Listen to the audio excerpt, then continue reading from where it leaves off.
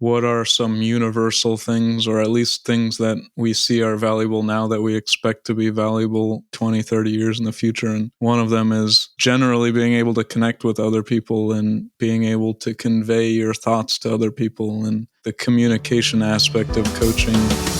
You're listening to the Building a Coaching Culture podcast. If you need to compete and win in the 21st century labor market as an employer of choice, this podcast is for you. Each week, we share leadership development, coaching, and culture development insights from leading experts who are developing world-class cultures in their own organizations. And now, here's your host, J.R. Flatter.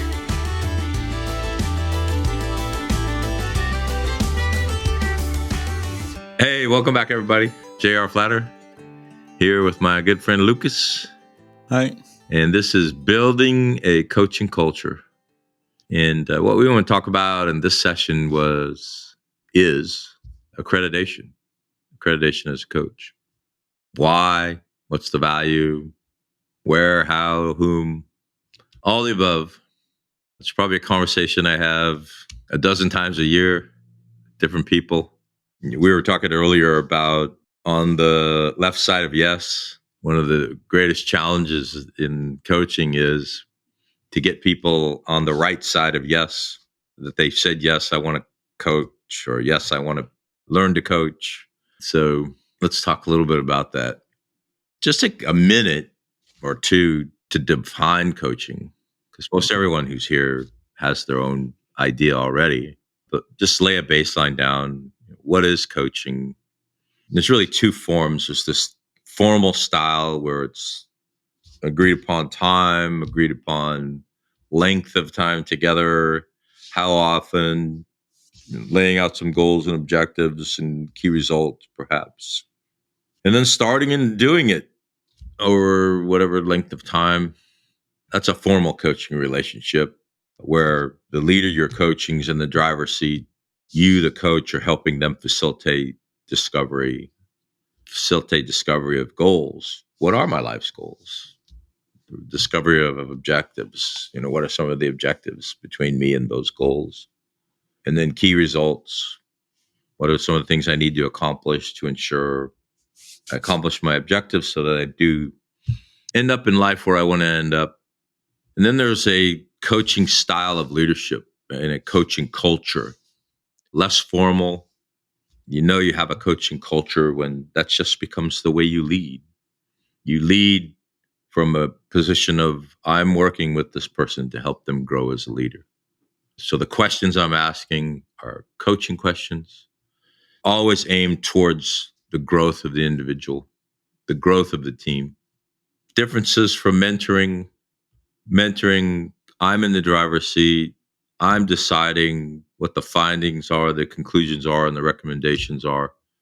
When I'm coaching, I'm facilitating your discovery of findings, your discovery of conclusions, and your own recommendations. What do I need to do next? What do we need to do next? There's a place for both, but it's not an either or, because there are times when you have been down that road 100 times before, and this is how it's worked. But now here we are, well into the 21st century, and the world is changing so much, so fast. Does that 20th century mentoring style still fulfill the requirements of the 21st century world that we find ourselves? And I think one of the biggest differences between the 21st and the 20th century, between mentoring and coaching, years of experience matter less and less in a particular topic. Now, years of experience driving a car, that might matter a little more than, hey, I know how to use this particular technology and you don't. And I'm 21 and you're 61. And so there's a place for both and a need for both. So technology and the speed of technology, age, experience, there's a mix. And so it's not an either or discussion. But you've decided, or you're thinking about, you want to be part of that. You want to be a coach, or you want to get a coach. What does that mean? What does the accreditation process look like? If I'm hiring a coach, do they need an accreditation? If I want to become a coach, do I need an accreditation? So let's just talk about all those things. Yeah, I mean, on the first point on 21st century skills, it's like you mentioned, yeah, you can pick up some of these skills, but then a new technology will pop up, or, the job market might change. But what are some universal things, or at least things that we see are valuable now that we expect to be valuable 20, 30 years in the future? And one of them is being able to, just generally being able to connect with other people, and being able to convey your thoughts to other people, and like the communication aspect of coaching, never mind the actual specificity of coaching, like as a skill, which I think is going to be valuable, but all the other things that go along with it. You always do that at least once in every session. You coach me at least once in every session. The communicative skills of coaching beyond the specificity of the topic. That's beautiful stuff. You got that first try. It's only Specificity. because I say the word 1,000 times a year. Specificity. Can I drive you to specificity? I'm sure there's a word you use that I wouldn't say easily. So let's start at zero and say you don't need anyone's permission to be a coach. You could go to the bookstore, buy a book on coaching, read it, start practicing what it says, go form an LLC or an S Corp, or not, do business as an individual and start coaching. You could do it today and you'd be pretty darn good at it, probably. If you followed the methods that the book outlined and you stuck to the principles and a genuine interest in the growth of the individual that you're working with, you'd probably be pretty good at it. Going back to your guitar lessons, if anybody doesn't know, Lucas is, I don't know, do I say you're learning how to play guitar or you play guitar? Got it right here. Because I know one of our conversations a few weeks ago, it was, I can read, I'm well read, and I'm a scholar. Those are three legs on a journey of learning. And so you could play guitar. What would be the steps in there? You're learning to play guitar. You could play guitar, and you're a master guitar Yeah, player. like Where are you at in that journey? maestro. How do you say that? The maestro. Mm-hmm. Mm-hmm. I right now I would say that this past year, now I can play guitar, because the Wow. first couple, like the first steps are all like, oh, you can do this, you can do this, you can do this. Putting enough pieces together where you can, just play. That's No, that's amazing. definitely the middle level we're talking about, I think. Yeah. So somewhere along that continuum, we're all in our coaching journey as well. If we call ourselves a coach, if you go back to Atomic Habits, and James Clear says, if you want to be something, you have to begin identifying as that something. You and I are now weightlifters, if you don't know that, not bodybuilders. So if you want to be identify as a coach, or someone that you're talking to identifies as a coach, they don't need anybody's permission to do that. But it's like theory versus practice, right? A lot of people learn to play guitar just because they have this natural ability. And well, you might be a virtuoso and become a master guitar player and never take a single lesson. But the average human being, not so much, right? I've been to your house and seen, some of your books and some of the tools you're using to learn. And so I would draw that analogy back to an accreditation.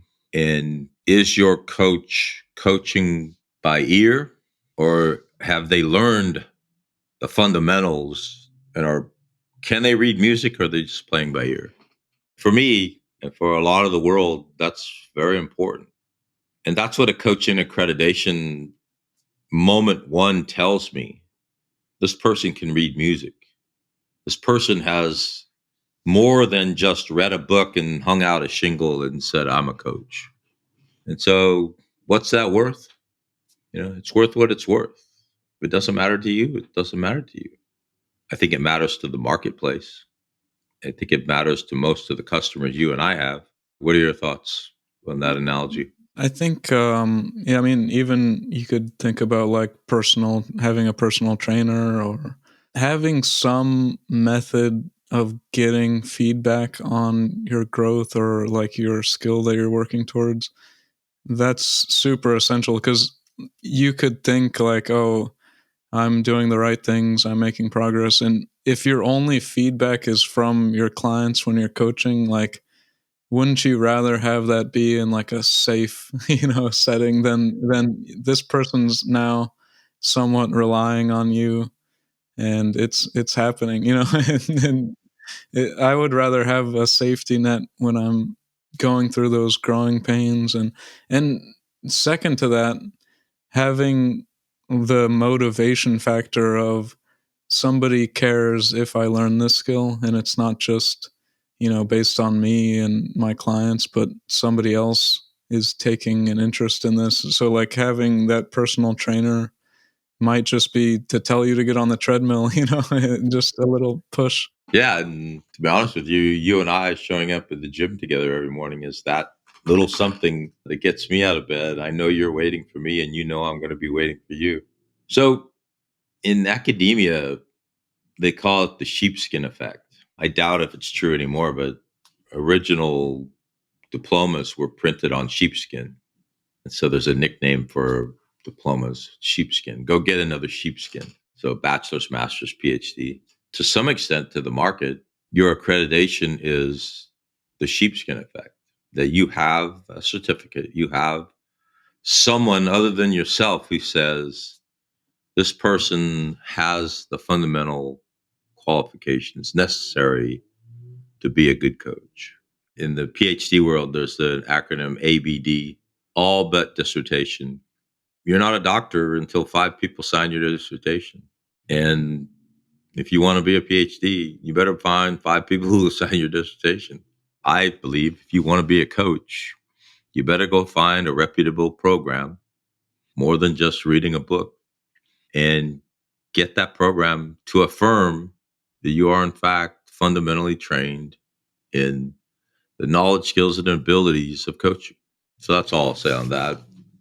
With regard to the process of accreditation, what does it take to get an accreditation? You and I have aligned ourselves with the International Coaching Federation, this global organization. Forgive me how many languages they teach and coach in, but it's like 60 languages, if not even more, that they teach and coach. That's how global they are.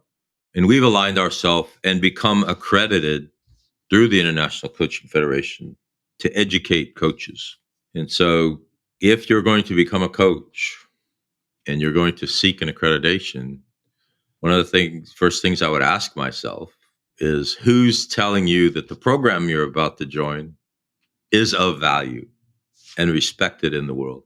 A lot of universities teach coaching programs. A lot of companies teach coaching programs, but based upon which scholarship, based upon which experiences, and based upon which methods. For me and for us, that bona fides comes all through the International Coaching Federation. And I wouldn't say for better or worse, I would say for better. I've looked at the other coaching accreditation organizations out there, and I truly believe the ICF is the gold standard.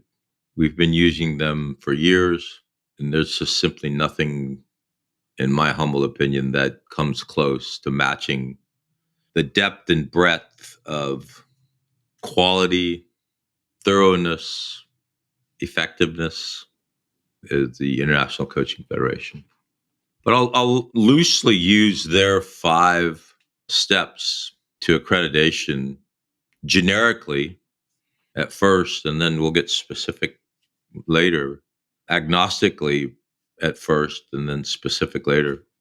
So they break it down into education, coaching education, experience, so actually going out and coaching, mentoring, so being mentored by someone, and then a performance evaluation, sort of like a test at the end of the class about a performance of you performing coaching, and then an examination beyond the performance evaluation, but an actual sit down and answer these questions on the fundamentals. And so those are the 5 steps, that's not even steps, the 5 areas of accreditation: education, experience, mentor coaching, performance evaluation, and then an examination itself. So if you're looking at a program or you're thinking of hiring a coach, those are some questions that you might ask them. Talk to me about your educational experience. Talk to me about how many hours of experience, how many years of experience how many clients have you coached?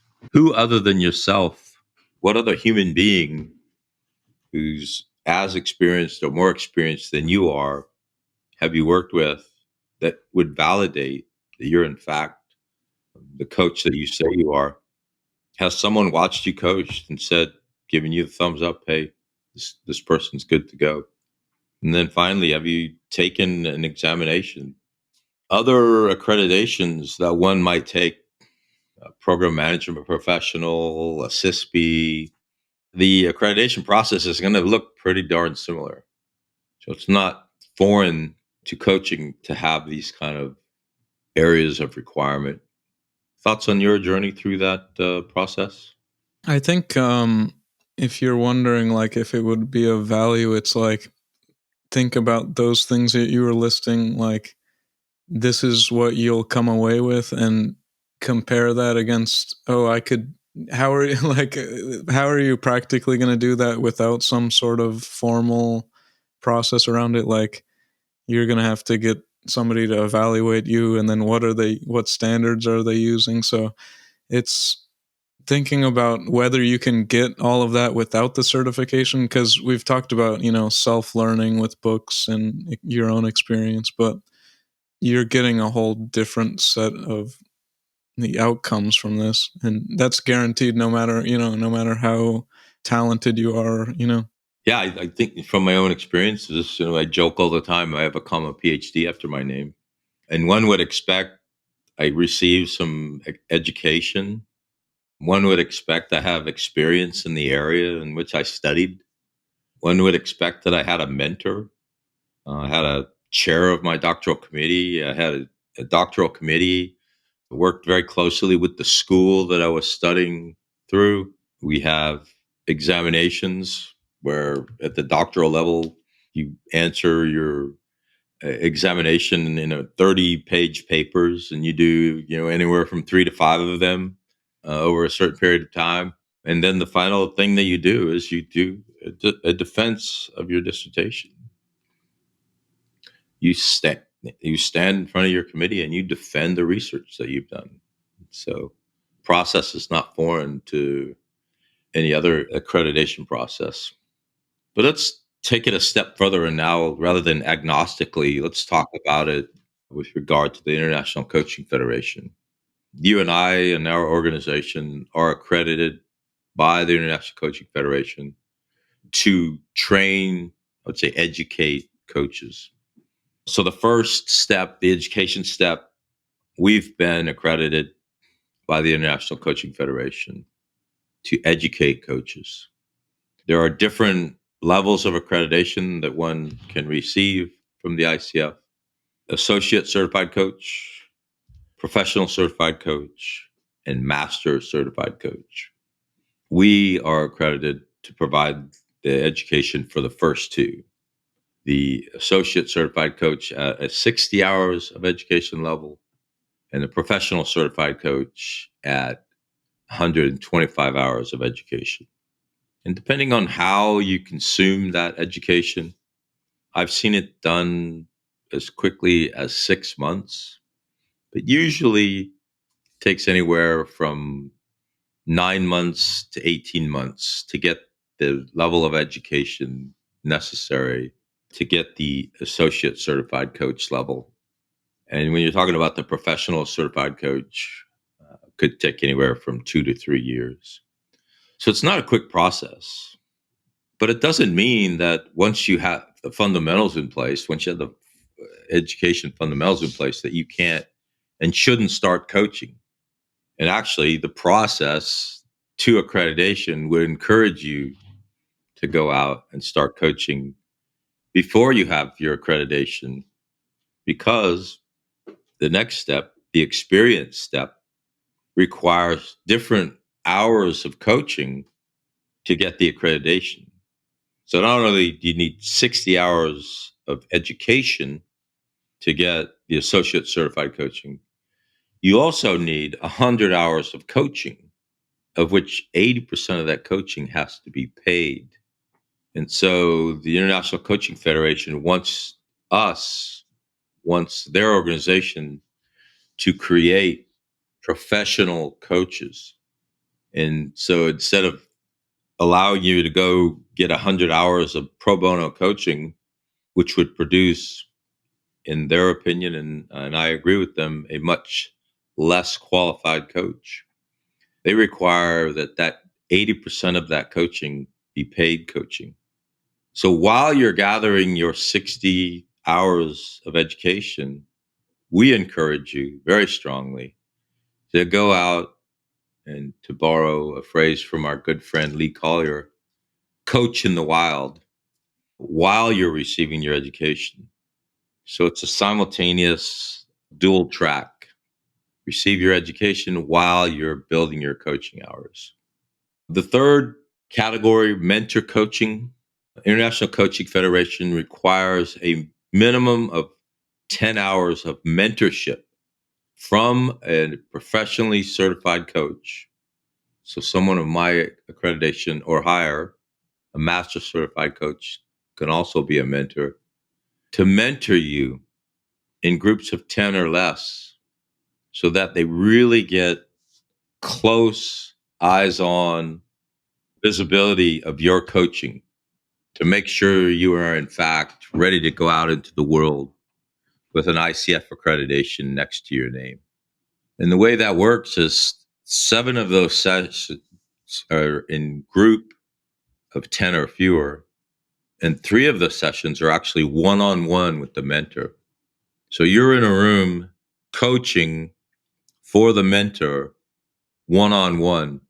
So that's the level of observation and scrutiny that the International Coaching Federation requires to, in fact, put one of their accreditations next to your name.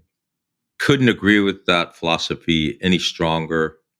Having a mentor and then that level of scrutiny is absolutely essential to ensure the standard of excellence that the International Coaching Federation is seeking, and that you and I at Flatter are seeking. One of the things additional that we're required to do is a performance evaluation of your coaching. We choose to do that performance evaluation at Flatter during mentor coaching. And so in those 3 one-on-one sessions, we will be evaluating your coaching while you're doing your one-on-one sessions.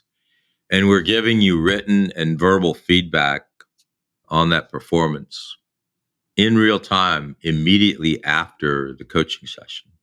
So you'll invite a leader in to coach. They'll coach for some period of time. The ICF says anywhere from 20 to 60 minutes. Usually for us, it's 20 to 30 minutes.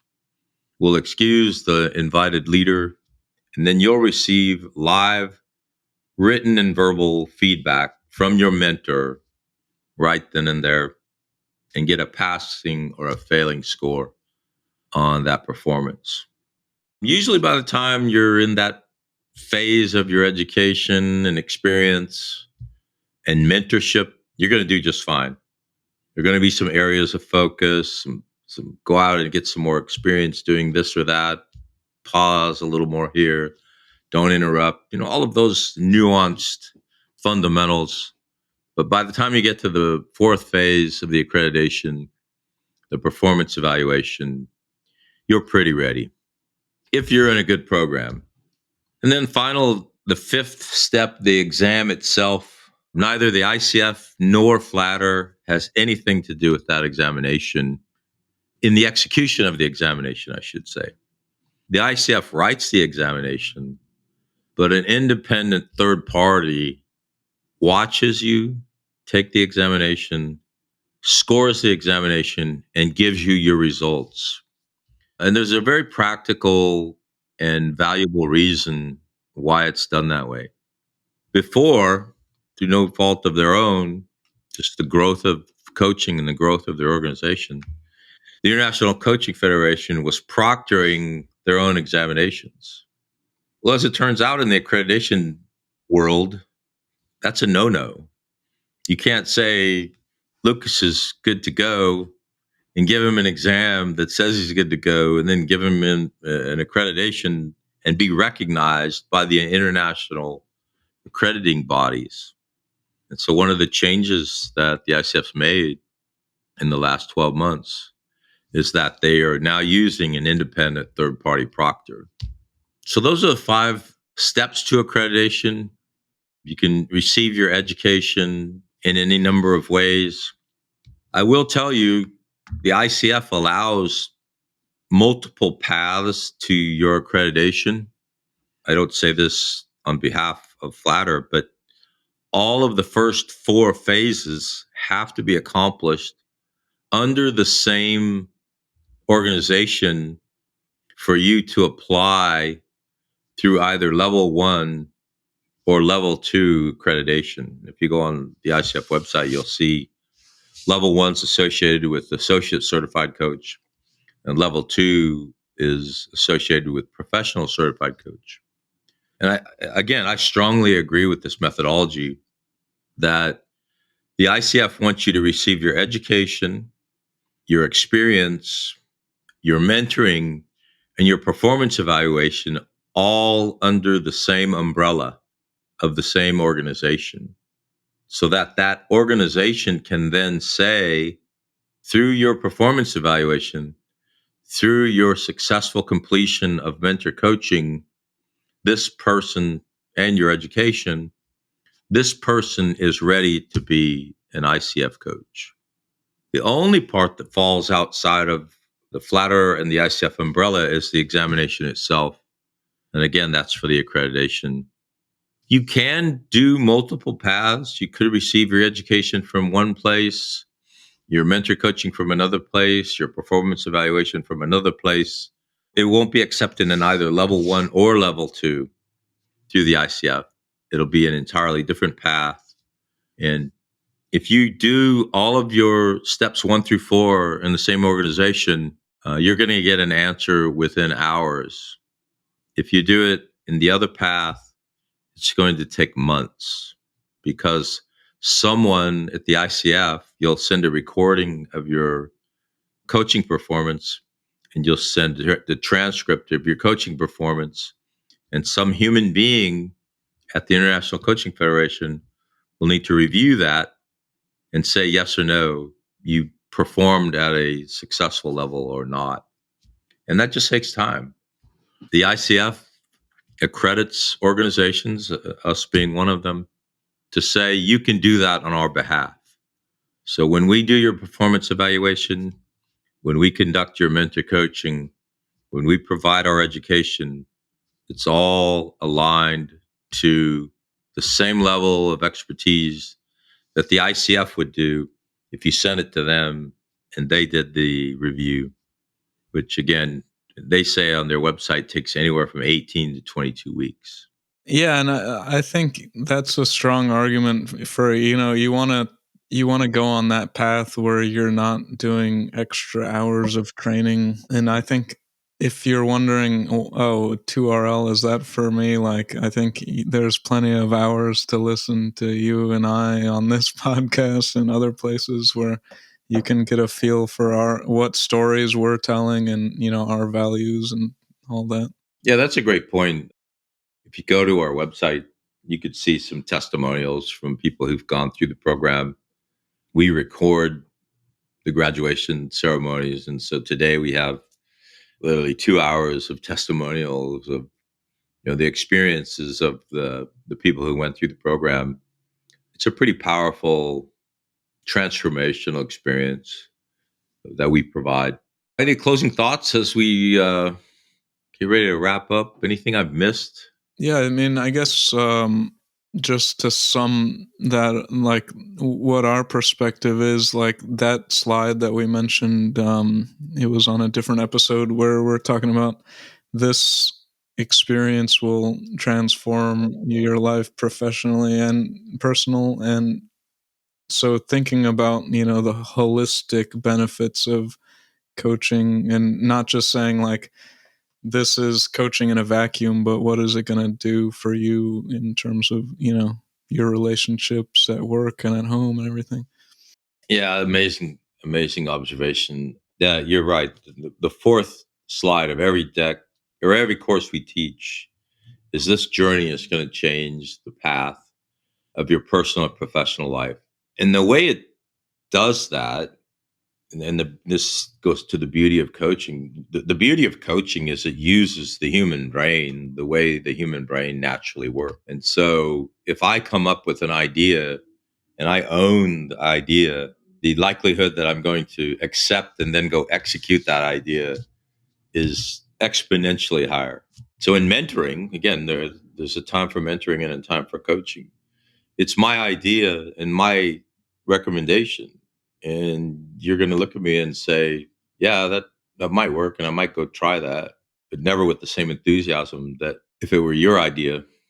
But as a coach or someone being coached and the transformational experience that it will take you through, it's hard to describe. The guest speaker to graduation brought in unsolicited testimonials from people who had been coached, and the word transformational, the words life-changing, this happened at the perfect time in my life. Coaching or being coached teaches you a different way of listening. It teaches you a different way of asking questions. It teaches you a different way of problem solving. It strengthens your confidence and what we might call efficacy and your willingness and ability to go back to David Bowie's quote, being uncomfortable in water that's just a little deeper than you're comfortable in. All of those things that a coaching journey will change, whether you're being coached or you're learning to coach. Yeah, it's a transformational experience. And cohort after cohort after cohort, we hear the same things. Becoming a coach and therefore purposefully creating those life-changing experiences for people is tremendously fulfilling. I couldn't, in strong enough words, describe what it's like to be that facilitator of that discovery. And once you've done it, your coaching will never be the same. And in every program we teach, even the 30-hour boot camps, almost every student has that transformational discovery moment where they've create real change in another human being's life. And so from a servant leadership perspective, as a style of leadership in creating a 21st century culture, coaching and leading with a coaching style of leadership, becoming a 21st century employer of choice, all starts with this path to accreditation. All right, brother, we're at that time again. Well, that concludes this episode of Building a Coaching Culture. I truly hope that this episode was helpful to you. If it was, be sure to follow us wherever you listen to podcasts. Maybe stop and give us a rating or a review and share this podcast with someone who might find it helpful as well. Thanks again, and we'll see you next time.